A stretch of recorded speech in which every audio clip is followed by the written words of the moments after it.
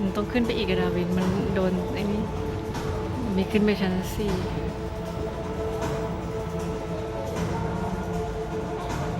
และโชว์น่าจะเป็นโชว์งูเห่านะคะงูที่เราเห็นอยู่ตอนนี้ก็คืองูเห่านั่นเองค่ะเดี๋ยวเขาจะข่มขู่ศัตรูด้วยการชูคอขึ้นและแผ่แม่เบี้ยและเมื่อเหยื่อหรือศัตรูเข้าใกล้เขาก็จะฉกเข้าหาทันทีค่ะงูชนิดนี้อันตรายมากนะคะใส่ทั้งดาดูนะยังมีพิษร้ายแรงด้วยค่ะ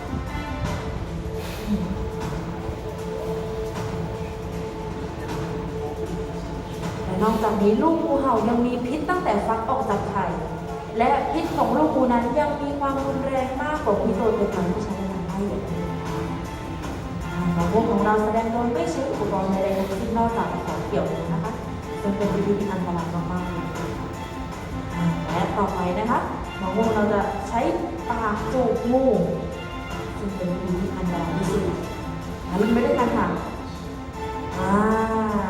ใช้ปากจูบงูอันตรายมากๆเลยนะคะหากลอกเรียนแบบหมองูของเราได้รับการฝึกฝนอย่างเชี่ยวชาญนะคะหมองูของเราจะยกงูขึ้นมานะคะสามารถถ่ายภาพได้ค่ะงูเห่าเป็นงูที่เลี้ยงไม่เชื่องนะคะมันสามารถที่จะแหวกกลับมากัดในทุกเมื่อเลยและลำดับถัดไปเราจะมารับชมวิธีรีดพิษงูกันค่ะ